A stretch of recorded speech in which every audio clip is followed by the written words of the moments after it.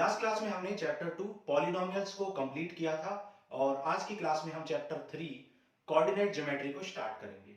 तो चलो स्टार्ट करते हैं कोऑर्डिनेट ज्योमेट्री। अब देखो कोऑर्डिनेट ज्योमेट्री होता क्या है, सबसे पहले ये समझते हैं। What is coordinate geometry? What is coordinate geometry? देखो कोऑर्डिनेट का मतलब क्या होता है? कोऑर्डिनेट का मतलब होता है पोजीशन, पोजीशन या फिर आप कह सकते हैं लोकेशन। ठीक है, पोजीशन और लोकेशन। और ज्योमेट्री का मतलब क्या होता है? Geometry is the branch of mathematics. Geometry mathematics की एक ब्रांच है which deals with the points, lines, angles, solid shapes, 2D shapes and higher dimensional shapes। मतलब ज्योमेट्री एक ऐसी ब्रांच ऑफ मैथमेटिक्स है। आप जानते हो कि मैथमेटिक्स को 3 पार्ट्स में डिवाइड किया गया है। First arithmetic, algebra and geometry. तो ज्योमेट्री क्या है? एक ब्रांच ऑफ मैथमेटिक्स है, मैथ्स की, जिसमें हम डील करते हैं पॉइंट्स को, लाइंस को, एंगल्स को, सॉलिड्स को, 2D figures, 3D figures and so on. इन सारी चीजों को डिस्कस करते हैं, तो उसे हम ज्योमेट्री कहते हैं। अब देखो कोऑर्डिनेट किसको रिप्रेजेंट करता है? पोजीशन और लोकेशन। ठीक है, तो मेनली कोऑर्डिनेट क्या होता है? Coordinate is the set of numbers, set of numbers which define the location, define the location of any object। ठीक है, कोऑर्डिनेट क्या है? कोऑर्डिनेट एक ऐसा सेट ऑफ नंबर्स है, कोऑर्डिनेट एक ऐसा सेट ऑफ नंबर्स है जो किसको डिफाइन करता है? लोकेशन ऑफ एनी ऑब्जेक्ट को, किसी भी ऑब्जेक्ट की लोकेशन को क्या करता है? डिफाइन करता है। ठीक है, और कहां पर? On any surface. ठीक है, किसी भी सरफेस पर या प्लेन पर।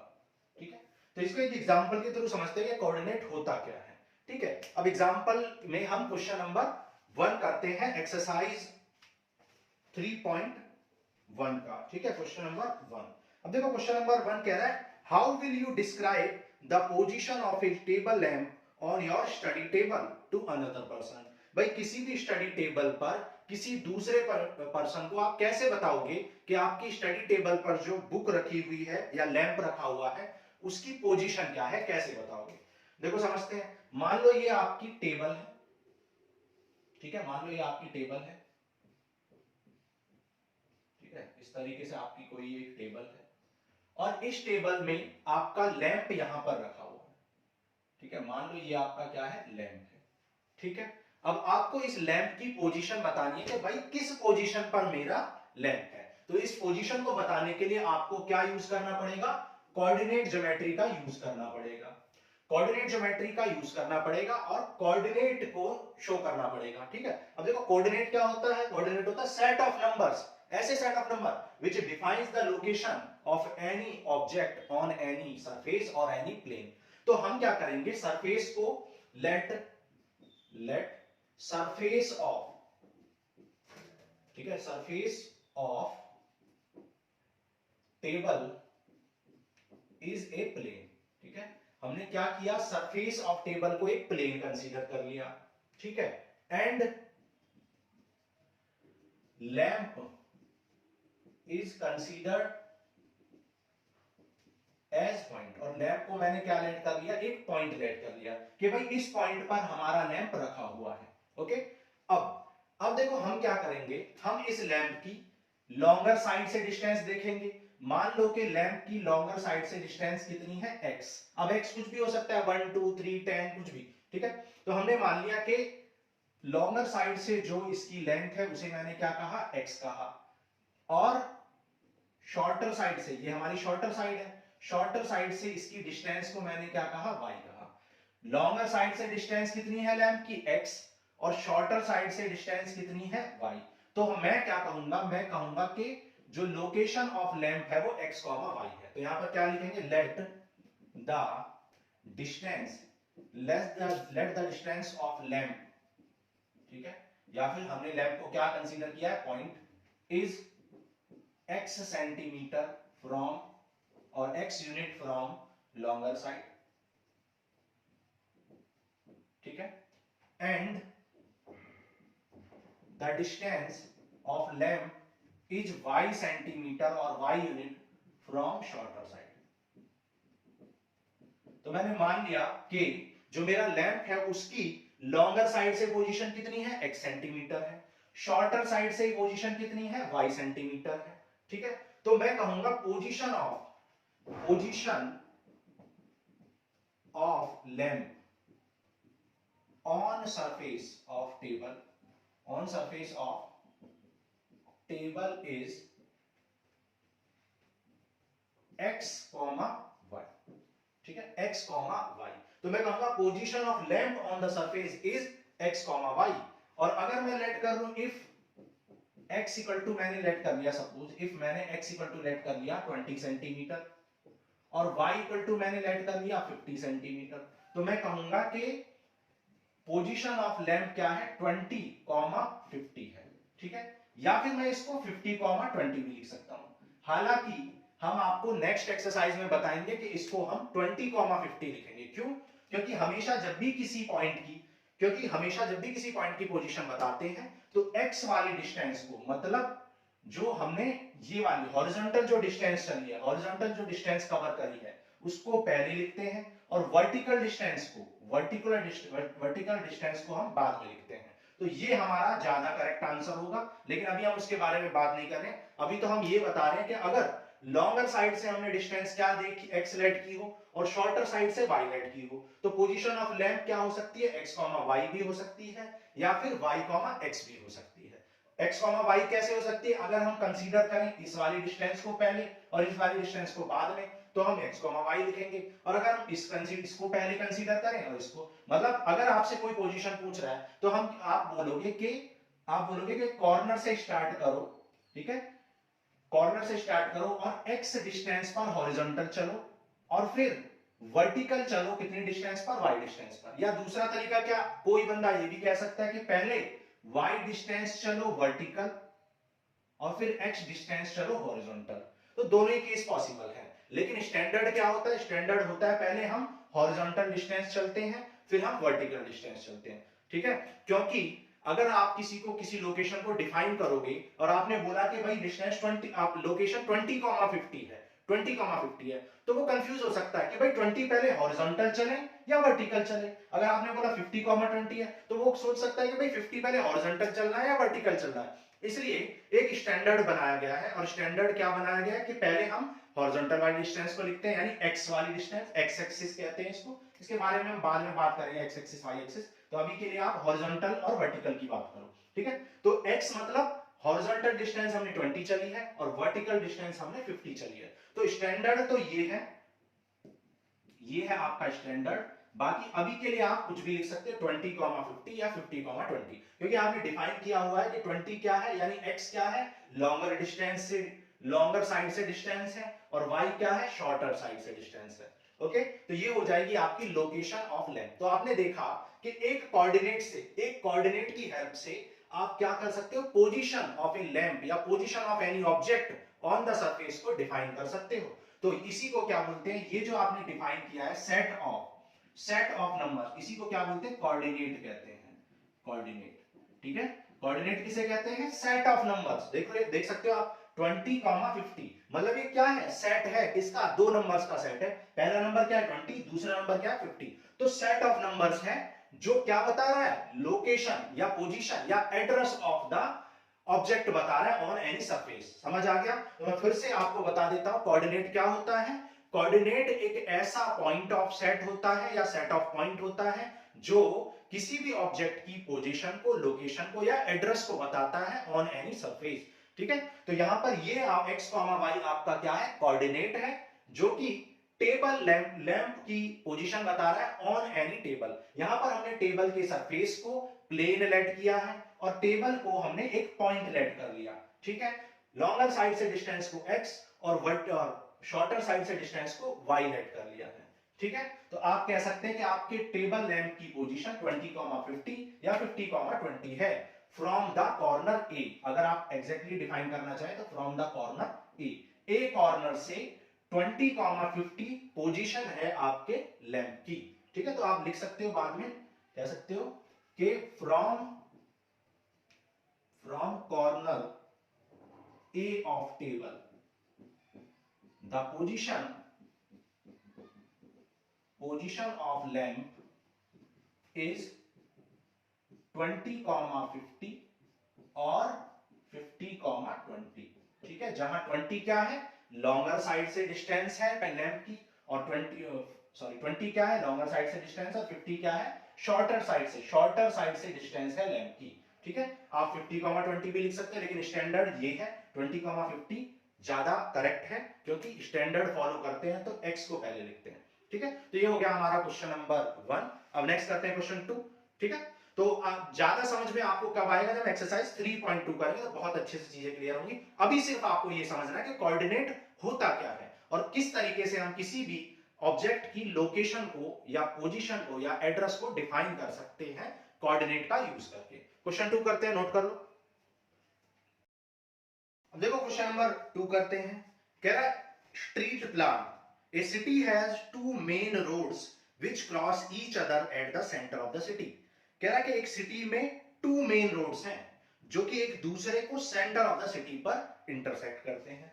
तो सबसे पहले देख लेते हैं, रोड बना लेते हैं क्वेश्चन नंबर 2 में। मान लो ये है आपका एक मेन रोड और ये है आपका दूसरा मेन रोड। ठीक है, और ये इंटरसेक्ट करते हैं सिटी के सेंटर पर। ये आपका मान लो क्या हो गया, ये हो गया सेंटर। ठीक है, सेंटर पर इंटरसेक्ट करते हैं 2 मेन रोड्स। ठीक है, ये मेन रोड्स है आपके। अब कह रहा है these 2 roads are along the north south direction. तो ये जो 2 रोड्स हैं ये नॉर्थ साउथ डायरेक्शन में है। तो जैसा कि हमने नॉर्थ साउथ में ही बनाया है, ये नॉर्थ साउथ डायरेक्शन हो गया। और दूसरा क्या है, एंड ईस्ट वेस्ट डायरेक्शन में है। और दूसरा रोड क्या है, ईस्ट वेस्ट डायरेक्शन में। पहला रोड नॉर्थ साउथ डायरेक्शन में, दूसरा रोड ईस्ट वेस्ट डायरेक्शन में है, और दोनों सेंटर ऑफ द सिटी पर इंटरसेक्ट करते हैं। ये है आपके मेन रोड्स। ठीक है, लिख भी देते हैं मेन रोड, और ये भी क्या है, ये भी है आपका मेन रोड। ठीक है, आगे पढ़ते हैं। देखो आगे क्या कह रहा है, आगे कह रहा है कि all the other street of the city run parallel to these roads. बाकी जितने भी स्ट्रीट्स हैं सिटी के अंदर वो सब इन रोड्स के पैरेलल ही हैं। तो रोड्स के पैरेलल बहुत सारे स्ट्रीट्स हैं। इस तरीके से देखो, ये पैरेलल है, ये किस रोड के पैरेलल हो गए हैं, ये किस रोड के पैरेलल है, ये नॉर्थ साउथ रोड के पैरेलल है। ठीक है, इस तरीके से बहुत सारे स्ट्रीट्स बना दिए गए हैं, ये देखो। ठीक, अभी बात आगे बढ़ते हैं, फिर बात करेंगे। ठीक है, फिर क्या कह रहा है, कह रहा है run parallel to these roads are 200 metre apart. और ये सारे रोड्स क्या है, 200 मीटर की दूरी पर हैं एक दूसरे से। इनके डिस्टेंस कितनी है, 200 मीटर। ठीक है, 200 मीटर की ये डिस्टेंस पर हैं सारे रोड्स एक दूसरे से। ये 200 है, आगे भी 200 है। इस तरीके से बहुत सारे रोड्स हैं। जिस तरीके से नॉर्थ साउथ के पैरेलल कुछ स्ट्रीट्स हैं, उसी तरीके से यहां पर भी कुछ पैरेलल स्ट्रीट्स होंगी। यहां भी हमने कुछ पैरेलल स्ट्रीट्स बना दी। ठीक है, आगे बढ़ते हैं। देखो कह रहा है using 1 centimetre equal to 200 metre. वो कह रहा है कि 1 सेंटीमीटर को 200 मीटर के इक्वल लेट कर लो। ठीक है, 1 सेंटीमीटर को 200 मीटर के इक्वल लेट कर लो। तो ये 200 मीटर को आपने 1 सेंटीमीटर लेट कर लिया, तो मान लो ये 1 सेंटीमीटर हो गया, ये 2 सेंटीमीटर हो गया, ये 3 सेंटीमीटर हो गया, इस तरीके से एंड सो ऑन। आगे बात करते हैं, आगे क्या कह रहा है, कह रहा है draw a model of the city on your notebook. तो हमने यहां पर model of the city draw कर लिया।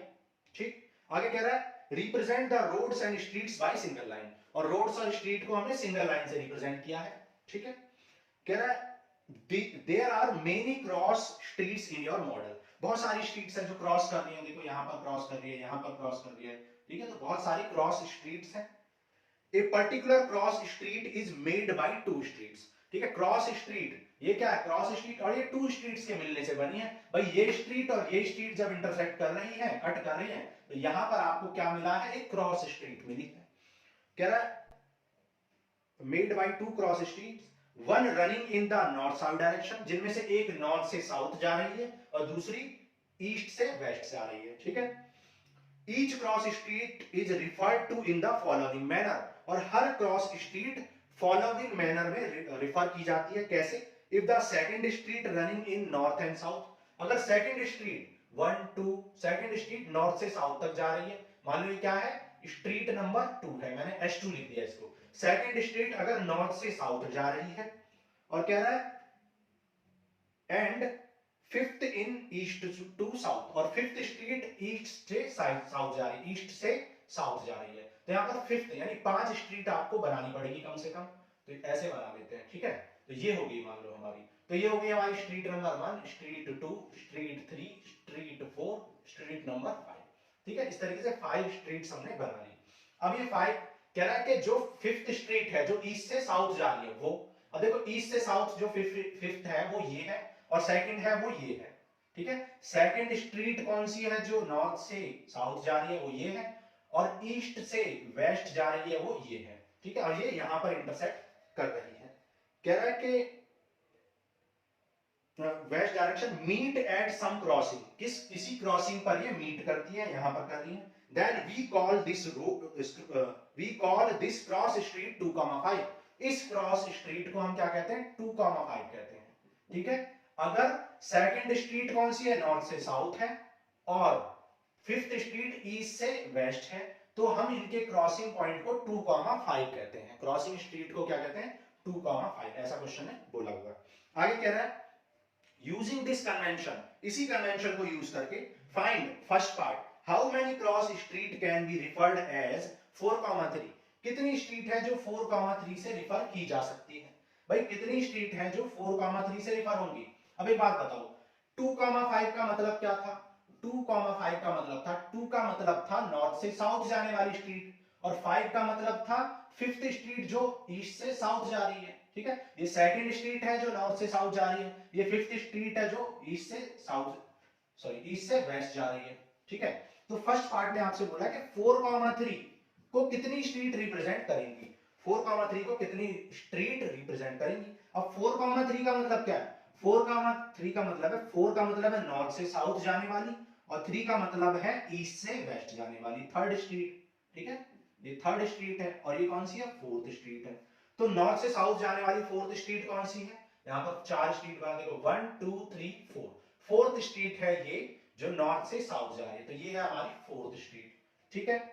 और क्या कह रहा है ईस्ट से वेस्ट जाने वाली थर्ड स्ट्रीट, तो ईस्ट से वेस्ट जाने वाली थर्ड स्ट्रीट कौन सी है, देखो 1 2, ठीक है, यहाँ पर 1 2 3 4 था, और ये है 1 2 3 तक जाना है, तो ये हो गई हमारी थर्ड स्ट्रीट, ठीक है, ये वाली होगी थर्ड स्ट्रीट। और थर्ड और फोर्थ कहां पर इंटरसेक्ट कर रही है, यहां पर।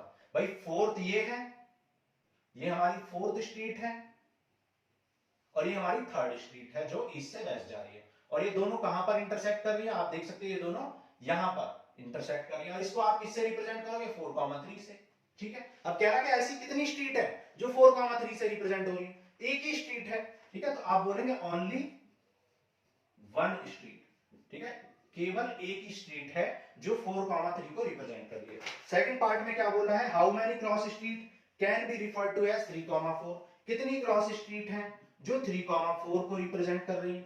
अब देखो 3,4 का मतलब क्या है भाई, 3 का मतलब है थर्ड जो नॉर्थ से साउथ जा रही है, और 4 का मतलब है जो ईस्ट से वेस्ट जा रही है। तो 3 थर्ड नॉर्थ से साउथ वाली थर्ड कौन सी है 1 2 3, तो ये है आपकी नॉर्थ से साउथ जाने वाली थर्ड, ठीक है, ये वाली, ठीक। और ईस्ट से वेस्ट जाने वाली फोर्थ कौन सी है 1 2 3 4, ठीक है, तो ये है। और दोनों कहां पर इंटरसेक्ट कर रही है, दोनों इस जगह पर इंटरसेक्ट कर रही है, तो ये हो जाएगी आपकी 3,4, क्योंकि 3 नॉर्थ से साउथ है और 4 जो है वो ईस्ट से वेस्ट है, तो ये हो जाएगी। तो यहां पर भी only one street, one and only one street, और unique only a unique street, केवल एक ही स्ट्रीट होगी। अब इसका मतलब क्या था, इसको सिखाने का, इस क्वेश्चन को आपको समझाने का मीनिंग क्या था। देखो फर्स्ट क्वेश्चन का मीनिंग था कि अगर कोई भी टेबल है, कोई भी वॉल है, कोई भी चीज है, अगर उस पे किसी भी पॉइंट की या किसी भी ऑब्जेक्ट की या कोई भी पेंटिंग लगी हुई है, उस पेंटिंग की अगर पोजीशन आपको बतानी है तो कैसे बताओगे, आप क्या करोगे, उस पेंटिंग को एक पॉइंट कंसीडर कर दोगे, सरफेस को एक प्लेन कंसीडर कर दोगे, पहले हॉरिजॉन्टल डिस्टेंस मेजर करोगे उस पेंटिंग की, फिर वर्टिकल डिस्टेंस मेजर करोगे, और फिर आप कहोगे horizontal distance comma vertical distance, और वही हो जाएगा उस पेंटिंग का कोऑर्डिनेट या उस पेंटिंग की लोकेशन, पोजीशन या एड्रेस। समझ आ गया। और सेकंड क्वेश्चन में हमने क्या सीखा, सेकंड क्वेश्चन में हमारा जो मोटो था सीखने का वो ये था कि 4,3 जो है या 3,4 जो है वो एक यूनिक पॉइंट को रिप्रेजेंट करते हैं। मतलब यूनिक पॉइंट को रिप्रेजेंट करने का मीनिंग क्या है कि वो एक ही पॉइंट को रिप्रेजेंट करेंगे। मतलब अगर मैं कभी आपसे बोलूं कि 4,3 पॉइंट पर जाना है, तो 4,3 पर चाहे कोई भी बंदा जाए, आप जाए, मैं जाऊं या कोई थर्ड पर्सन जाए, वो सेम ही पोजीशन पर पहुंचेगा, क्योंकि एक यूनिक आंसर मिल रहा है 4,3 से और 3,4 से भी। इसका मतलब क्या है? इसका मतलब है कि सारे कोऑर्डिनेट क्या होते हैं? यूनिक होते हैं। All coordinates are unique. यहां पर जो कंक्लूजन मुझे निकालना है वो क्या है? Conclusion, all coordinates